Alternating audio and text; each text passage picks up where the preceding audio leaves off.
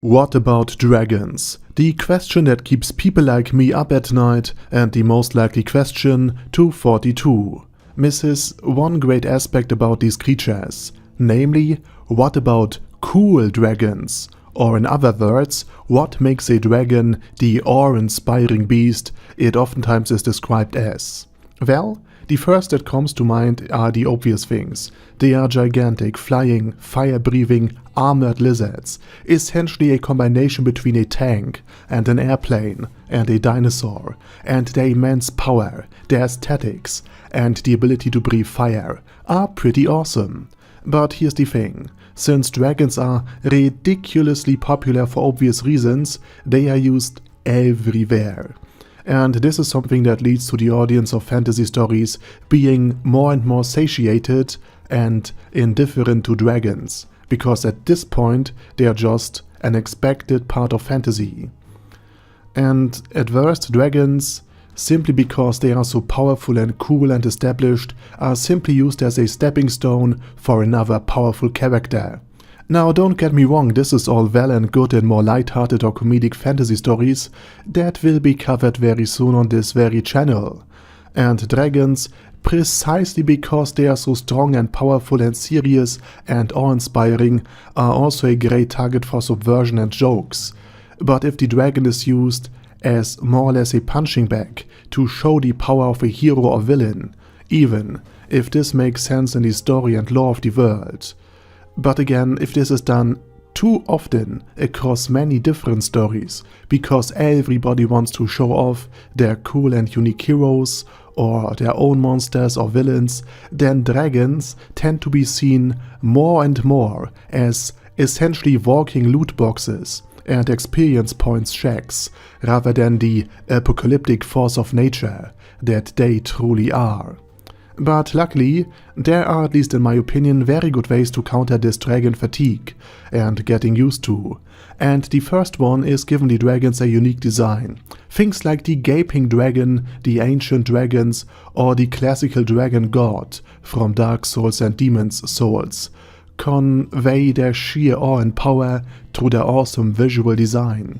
The next thing is also something Dark Souls excels in. Dragons in this world are living rocks, everlasting and immortal. To them the very concept of life and death is poison. That and the fact that they are worshipped because they exist outside of the constant cycle of life and death and the linking of the fire made them very appealing to anyone living in the nightmare that is the end of the Age of Fire. Alternatively, you could change up the dragon's core design by, for example, making them not these scaly beasts we are familiar with, but perhaps by giving them an awesome coat of feathers. Dragon peacocks, dragon parrots, dragon harpies, and in general brightly colored dragons with a very unique pattern to each and every one of their kind would give them a very unique and standout appearance. And all of this keeps also their normal base design intact and makes them also quite consistent, which is more or less important in an realistic, grounded and more biological fantasy world. Since essentially all you're doing is changing the lengths and the color of the feathers that gives the dragon their unique and very individual design. And another way of making dragons more awe-inspiring is simply to keep them mysterious, as in you don't show the dragon, you allude to it, hint that it is somewhere out there. Show how much more powerful he is by illustrating the destruction he left in his wake, so that the audience starts to think about what he looks like, what he can do, and what his motives could be. For example, a dragon could be introduced in a medieval fantasy Sherlock Holmes-esque story, and a lone detective has to unravel the dragon's multi-layered plan, showing that the foe is not something that his city guards can handle, not some crime lord hiding behind his goons and street thugs, but having the criminal syndicate be led by this awe-inspiring beast would not only be a great way to illustrate the dragon's power via showing its reach and cunning and making the dragon way more dangerous than it already is by illustrating its intelligence, but it would also be a great mid-series shake-up and give the story a whole new direction, thereby also illustrating the impact of these beasts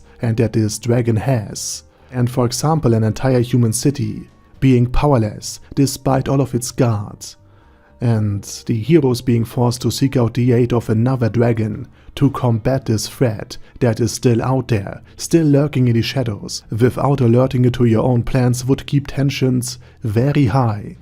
So even if the dragon does not show up at all, the very fact that the dragon, or rather its mere shadow, has such an impact on the story, would give it this certain something, this presence, that more and more dragons in video games and stories begin to lack because, again, they are awesome and therefore they are in every single story that vaguely deals with fantasy. So essentially, in order to make cool dragons, they need to be more than just an experience point check. They need to have a mystique, a long reach, and great importance to the world itself, in order for them to truly shine. And this can even be done in the complete absence of dragons. Let's say in a world where magic has faded or was sealed away, to banish the power of the dragons, the architecture is distinctly different from our own day and age. Castles perhaps don't have high walls and towers, machiculations and drawbridges and moats, but they are simply piled up rocks with multiple small entrances leading down a mine, because they are meant to house the population of the surrounding lands when a dragon flock invades them. Perhaps cities are also a very new thing that disrupts the local order of the surrounding areas, simply because while dragons lived, you could not have cities. Because again, they are too large, have too many people, too much food and livestock in them, and therefore they would draw the attention of every dragon nearby. So if even the absence of dragons is keenly felt and has a huge impact on the world and the story, then dragons are done right. And with that said, now it's your turn. What makes dragons in your opinion awe-inspiring and cool? Let me know it down in the comment section. And while you type, I say thank you very much for watching and have a nice day.